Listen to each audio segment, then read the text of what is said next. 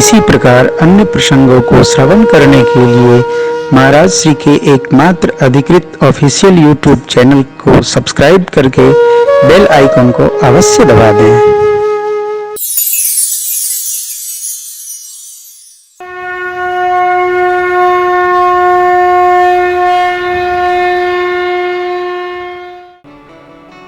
गुरु जी जगाए क्या राम जी को? उठे लखन ने से बेगत सुनी अरुण शिखा गुरु जी ते पहले ही जगत पति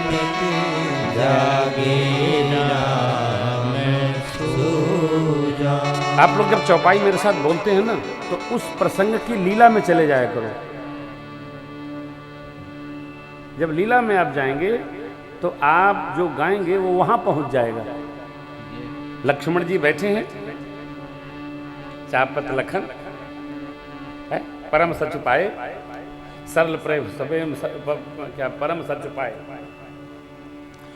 जब आप बोलते समय लीला में प्रवेश करेंगे तो आप यहां नहीं रहेंगे, फिर वहां रहेंगे, फिर वो उपस्थित होगा।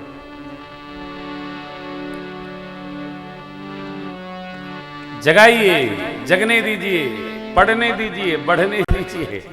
मेरी माँ सेवा में गई। अब सुनैना माँ मिथिलापति से कौशल्या अम्बा ने जो कहा था, तात देवी रायसन एक संदेश कहेंगी आप। क्या? तो लक्ष्मण जी अयोध्या चले जाएं और भरत जी राम जी के साथ चले, क्योंकि मेरा मन कहता है यदि भरत को प्रभु नहीं लेंगे राम जी साथ में तो भरत जी अपने शरीर को रखेंगे नहीं। मिथिलापति से सुनैना माँ ने जब ये बात कही तो मिथिलापति ने कहा, देवी परंतु भरत रघुबर की प्रीति प्रतीति जाई नहीं तर की। स्वप्न में भी भरत जी राम जी की आज्ञा का उल्लंघन नहीं कर सकते। कल मैंने बात स्मरण की थी, आप इसको हृदयस्थ करिए। आप धरती के सबसे बड़े सौभाग्यशाली व्यक्ति हैं यदि आपकी आज्ञा मानने वाला कोई आपके जीवन में हो। बेटा हो, भाई हो, सेवक हो, आपकी बात कही जाए और वो मान ले। यहां तक समझिएगा, आपकी बात कोई 80% भी मानता है, 60% भी मानता है तो आप भाग्यशाली हैं। आज स्थिति है कोई किसी की बातें नहीं मानता है। और क्या सौभाग्य है। मिथिलेश कह रहे हैं, बोरे भरतन पेली है मनसऊ राम रजा। आप अन्यथा चिंता न करिए। भोरे हु स्वप्न में भी भूल कर भी भरत जी राम जी की आज्ञा का उल्लंघन नहीं टालेंगे। जाते क्यों?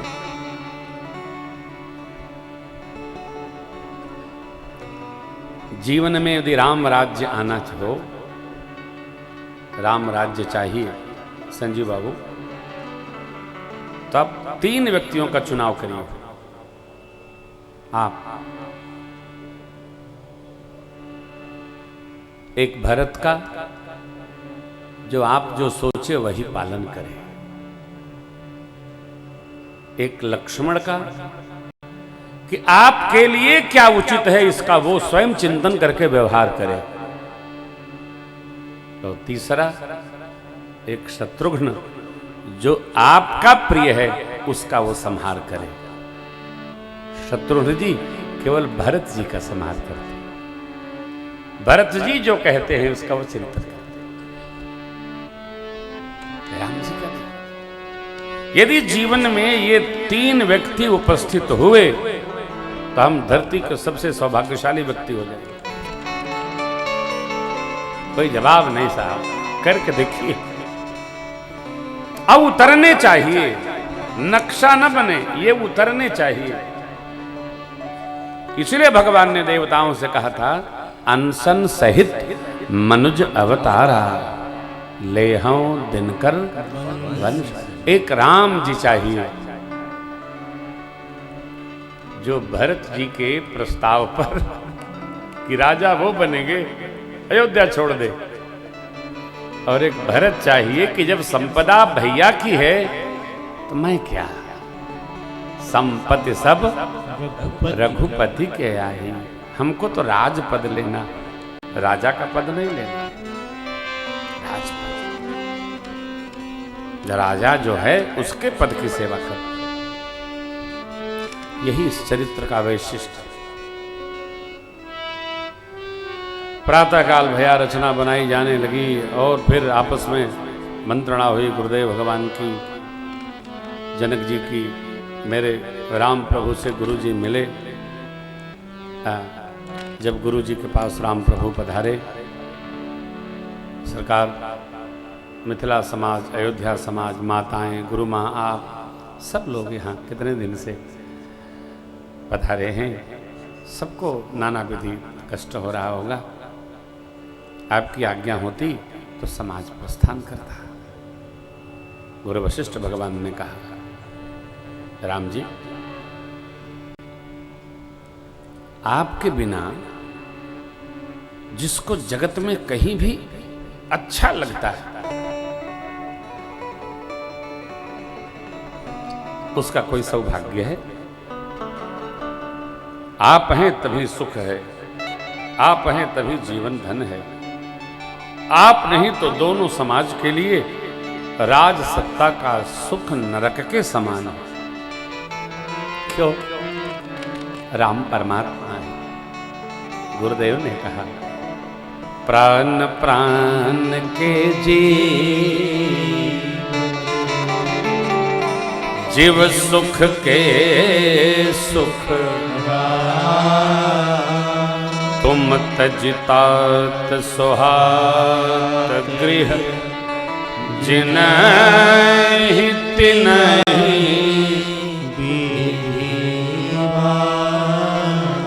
राम जी, आप प्राणों के प्राण हैं। जीवों के सुख के परम सुख आप हैं।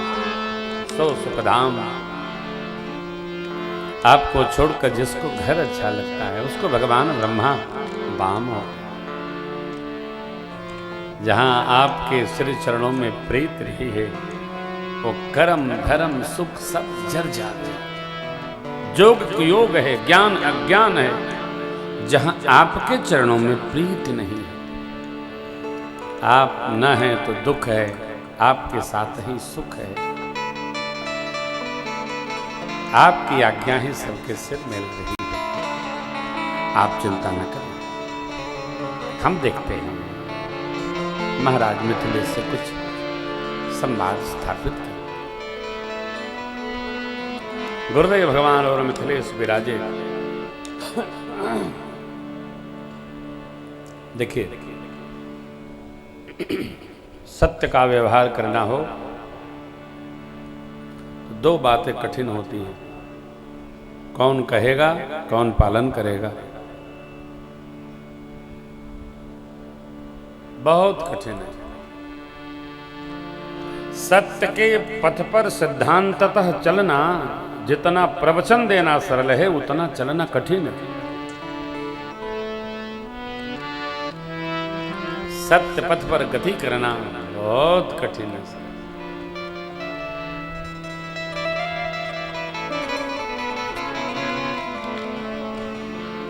बड़ी मारा मारी है। कलयुग का प्राणी तो यही मान लिया है कि आजकल नहीं चलता साहब, बिना दाएं बाएं किए कुछ होता ही नहीं। कलयुग का प्राणी बुद्धिमान बहुत है। परिणाम आने के बाद रोता है, कर्म को देख करके वो हंसता रहता है। नहीं, हम तो सब कर सकते। परिणाम परिणाम परिणाम।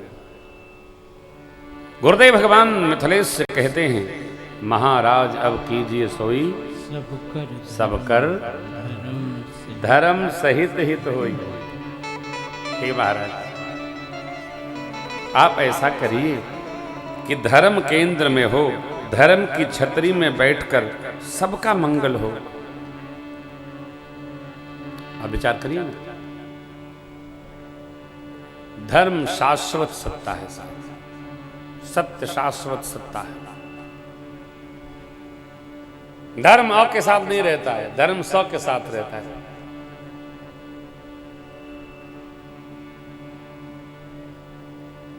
कितना भी ऐश्वर्य हो जीवन में, जो अधर्म पथ पर चला है उसको समाप्त होने में कुल 1 महीना लगता है। हम जगत की कथा नहीं कर रहे हैं, ये हम रावण की बात कर रहे हैं।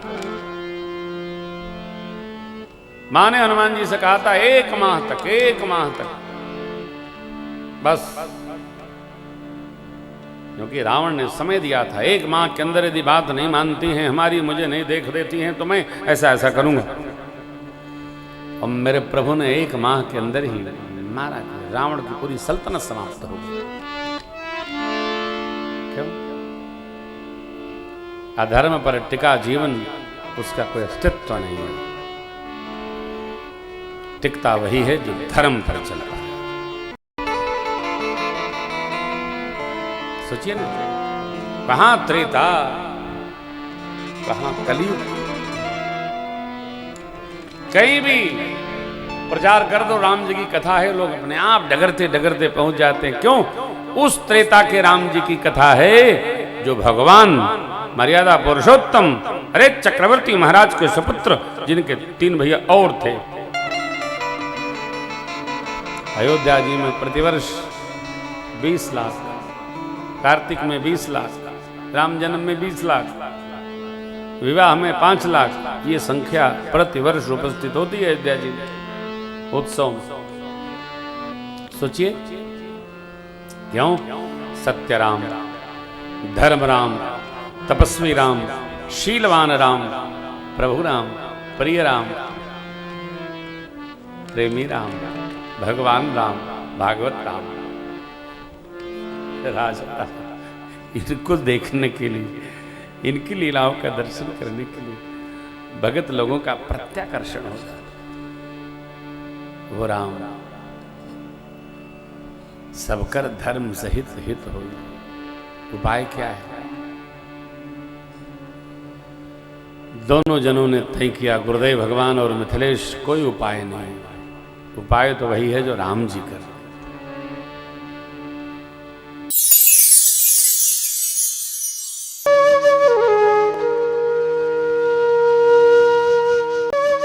इसी प्रकार अन्य प्रसंगों को श्रवण करने के लिए महाराज श्री के एकमात्र अधिकृत ऑफिशियल YouTube चैनल को सब्सक्राइब करके बेल आइकन को अवश्य दबा दें।